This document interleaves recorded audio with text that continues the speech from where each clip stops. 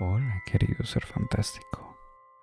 Hoy quiero acompañarte con una lectura para que puedas descansar o simplemente tenerme de fondo.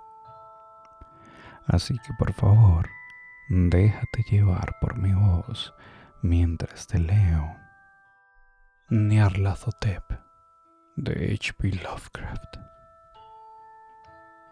Nyarlathotep, el caos reptante. Yo soy el último, le diré al vacío oyente.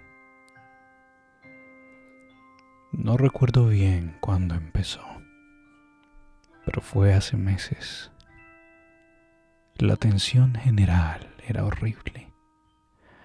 A una época de agitación política y social se añadió una extraña e inquietante aprensión de un espantoso peligro físico, un peligro generalizado y omnímodo, un peligro como solo puede imaginarse en los más terribles fantasmas de la noche.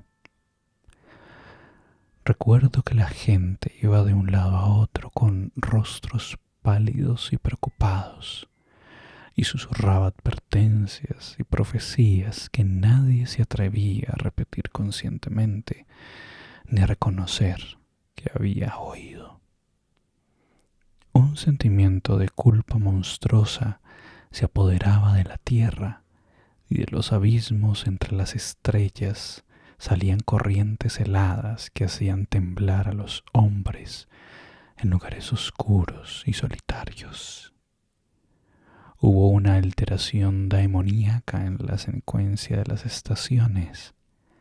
El calor otoñal persistía temiblemente, y todos sentían que el mundo y tal vez el universo habían pasado del control de dioses o fuerzas conocidas al de dioses o fuerzas desconocidas. Y fue entonces cuando Nyarlathotep salió de Egipto. Nadie sabía quién era, pero era de la antigua sangre nativa y parecía un faraón. Los Fellahin se arrodillaron cuando lo vieron, pero no supieron decir por qué. Dijo que había surgido de la oscuridad de 27 siglos y que había oído mensajes de lugares que no estaban en este planeta. A las tierras de la civilización llegó Nyarlathotep, moreno, delgado y siniestro, siempre comprando extraños instrumentos de cristal y metal y combinándolos en instrumentos aún más extraños. Hablaba mucho de las ciencias de la electricidad y la psicología, y daba exhibiciones de poder que dejaban boquiabiertos a sus espectadores, pero que aumentaban su fama hasta extremos insospechados. Los hombres se aconsejaban unos a otros ver a Nyarlathotep y temblaban. Y allí, donde iba Nyarlathotep, desaparecía el descanso, pues las pequeñas horas se desgarraban con los gritos de la pesadilla. Nunca antes los gritos de pesadilla habían sido un problema tan público. Ahora los sabios casi deseaban poder prohibir el sueño de madrugada para que los chillidos de las ciudades molestaran menos horriblemente a la pálida y compasiva luna mientras brillaba sobre las verdes aguas que se deslizaban bajo los puentes y los viejos campanarios que se desmoronaban contra un cielo enfermizo. Recuerdo cuando Nyarlathotep llegó a mi ciudad, la grande, la vieja, la terrible ciudad de los crímenes sin número. Mi amigo me había hablado de él, de la fascinación y el atractivo de sus revelaciones, y yo ardía en deseos de explorar sus más profundos misterios. Mi amigo dijo que eran horribles e impresionantes, más allá de mis más febriles imaginaciones, y lo que se arrojaba sobre una pantalla en la sala oscura profetizaba cosas que nadie, salvo Nyarlathotep, se atrevía a profetizar. Y en el chisporroteo de sus chispas se tomaba de los hombros y lo que nunca antes se había tomado y que sólo se mostraba en los ojos. Y oí decir que los que conocían a Nyarlathotep veían cosas que otros no veían. Fue en el caluroso otoño cuando atravesé la noche con las inquietas multitudes para ver a Nyarlathotep. Atravesé la sofocante noche y subí las interminables escaleras hasta la asfixiante sala, y sombreado en una pantalla vi formas encapuchadas entre ruinas y rostros amarillos del mal asomando tras monumentos caídos. Y vi al mundo luchando contra la negrura, contra las olas de destrucción del espacio último, arremolinándose, agitándose, luchando alrededor del sol que se oscurecía y enfriaba. Entonces las chispas jugaron asombrosamente alrededor de las cabezas de los espectadores y los pelos se erizaron mientras sombras más grotescas de lo que puedo contar salían y se acuclillaban sobre las cabezas. Y cuando yo, que era más frío y científico que el resto, murmuré una temblorosa protesta sobre la impostura y la electricidad estática, Nyarlathotep nos expulsó a todos, bajando las vertiginosas escaleras hacia las húmedas, calurosas y desiertas calles de medianoche. Grité en voz alta que no tenía miedo, que nunca podría tener miedo, y otros gritos conmigo en busca de consuelo.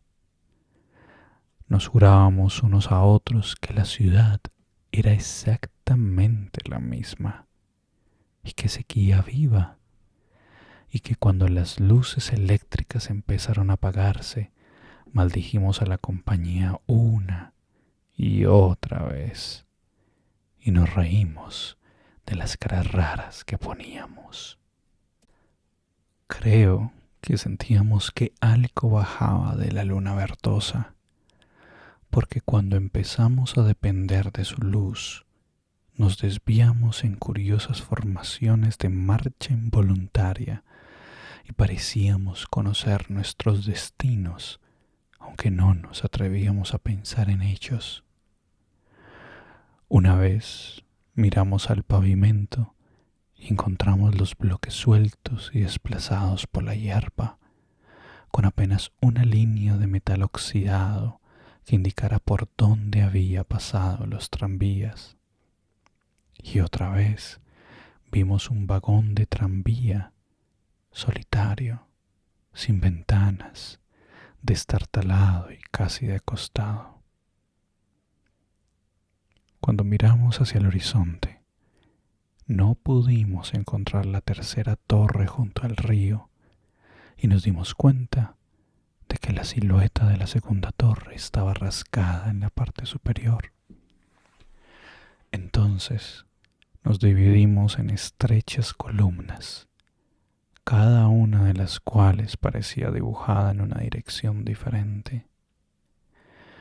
Una desapareció en un estrecho callejón a la izquierda, dejando solo el eco de un quejido estremecedor.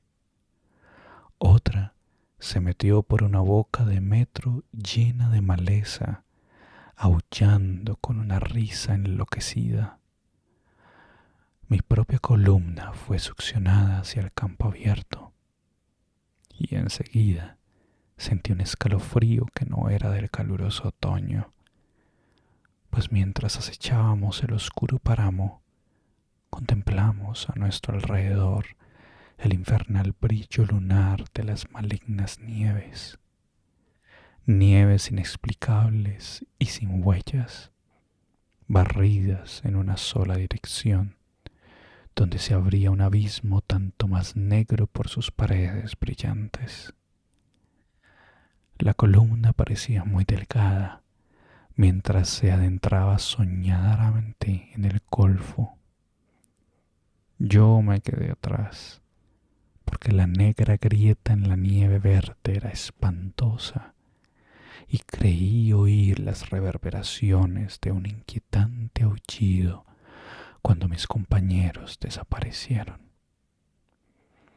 Pero mi poder para quedarme era escaso, como si me hubieran hecho señas los que me habían precedido. Floté entre los titánicos ventisqueros, tembloroso y asustado, hacia el vórtice sin visión de lo inimaginable, gritando, delirando. Solo los dioses pueden decirlo. Una sombra enferma y sensible que se retuerce en manos que no son manos y gira ciegamente más allá de espantosos mediodías de creación putrefacta, cadáveres de mundos muertos con llagas que fueron ciudades, vientos de carnaza que rozan las estrellas pálidas y las hacen parpadear bajo, más allá de los mundos vagos fantasmas de cosas monstruosas, columnas medio visibles de templos no santificados que descansan sobre rocas sin nombre bajo el espacio y se elevan a vacuas vertiginosas por encima de las esferas de la luz y la oscuridad.